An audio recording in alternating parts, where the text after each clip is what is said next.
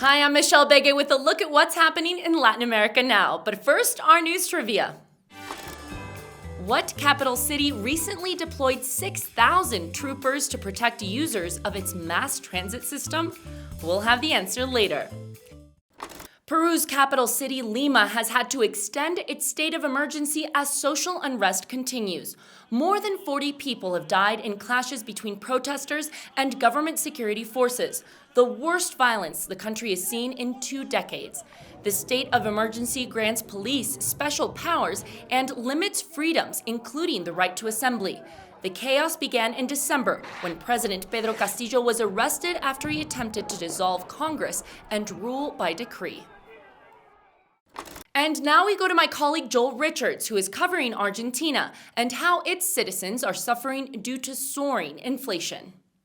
Official figures show that in 2022, Argentina had the highest inflation rate in over 3 decades. Prices rose over the last 12 months by 94.8%, and that's the average inflation rate across the economy. Food rose by considerably more. The price of lettuce rose by over 400%, potato nearly 300%, sugar more than 200%. There are a series of factors that explain this inflation. One is the conflict in Ukraine, which has seen world prices of food and energy spike. But other factors are internal and ongoing. Argentina has now had double-digit inflation for the last 12 consecutive years.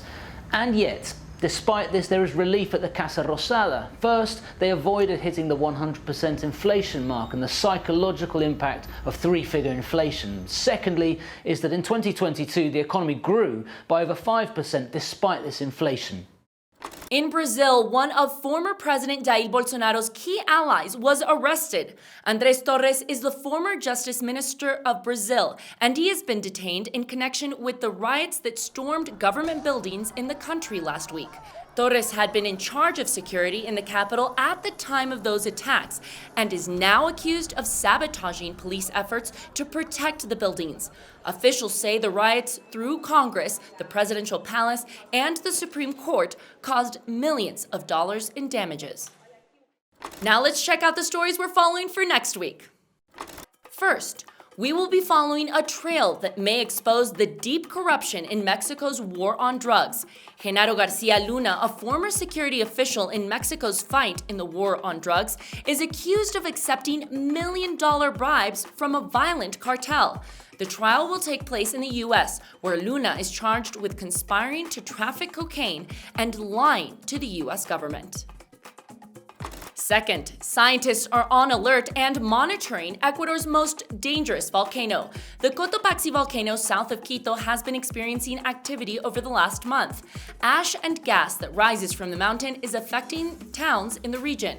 While scientists say the volcano is experiencing moderate activity, they must continue to monitor because of its dangerous, destructive potential in the case of an eruption. The Cotopaxi is the highest active volcano in the world. And now the answer to our news trivia. The answer is A. Mexico City's metro system has suffered high-profile crashes in recent months and other issues. Mexico's president, Andrés Manuel López Obrador, has suggested that the incidents may have been deliberately provoked. In response to the issues, more than 6,000 National Guard troopers have been sent to protect users of the metro system. And that's it for this week. We'll see you again soon on Latin America Now.